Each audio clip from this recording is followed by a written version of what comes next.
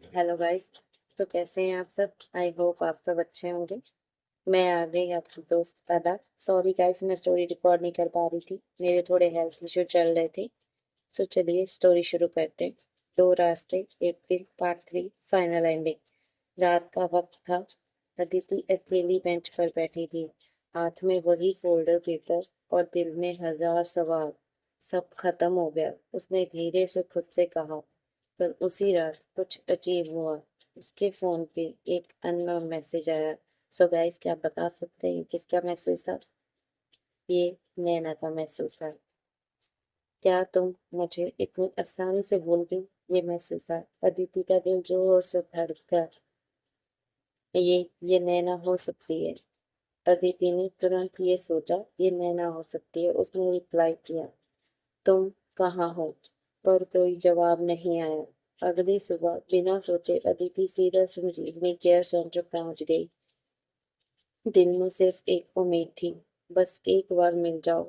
अदिति अंदर गई और रूम नंबर 207 तक पहुंची। उसने धीरे से दरवाजा खोला, पर इस बार बेड खाली था। तो अदिति वहां नर्स से पूछती है, एक्सक्यूज मी, यहाँ जो पेशेंट थी नैना, वो कहाँ है? नर्स ने फाइल चेक की और कामली बोला, उनको कल रात डिस्चार्ज कर दिया गया है। अदिति बोलती है, डिस्चार्ज?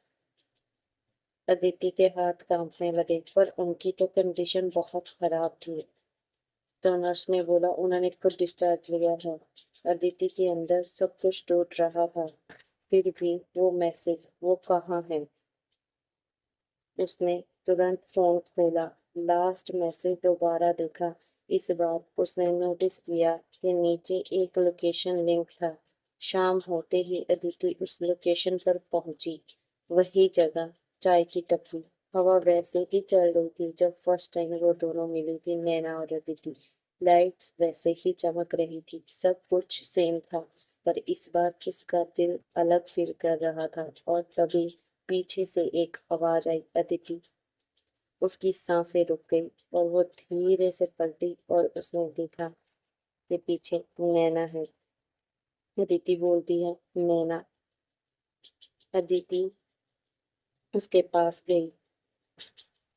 तुम तुम ठीक हो ना? नैना हल्की सी मुस्कुराई। मैं ठीक हूँ अदिति। अदिति की आंखों में आंसू आ गए। अदिति नैना से पूछती है, तुमने ऐसा क्यों किया नैना? तुमने मुझे इतना डरा दिया था। नैना ने धीरे से कहा, मैं जाना नहीं चाहती थी, पर मुझे जाना पड़ा। तो अदिति पूछती है, मतलब?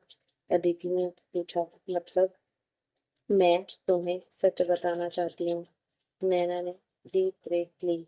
मैं सीरियसली बीमार थी और डॉक्टर ने एक चांस दिया था। ट्रीटमेंट पॉसिबल था, पर उसके लिए मुझे स्ट्रांग होना पड़ता।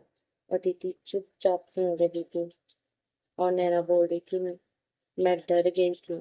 नैना बोली, पर फिर मैंने तुम्हें देखा, तुम्हारी हिम्मत, तुम्हारा प्यार, उसने मुझे जीने की वजह दी।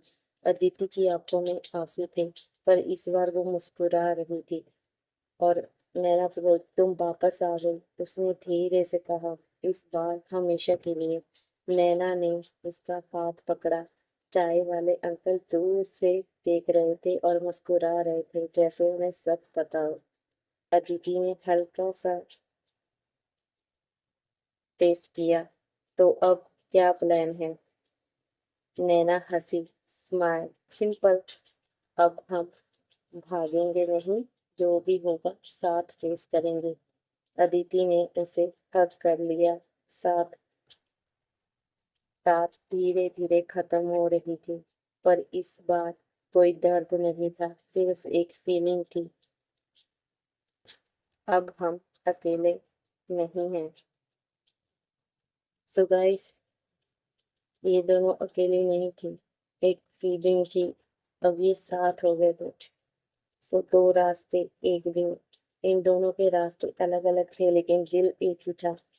कभी कभी जिंदगी हमें दो रास्ते देती है, पर अगर दिल एक हो तो हर रास्ता आसान लगने लगता है।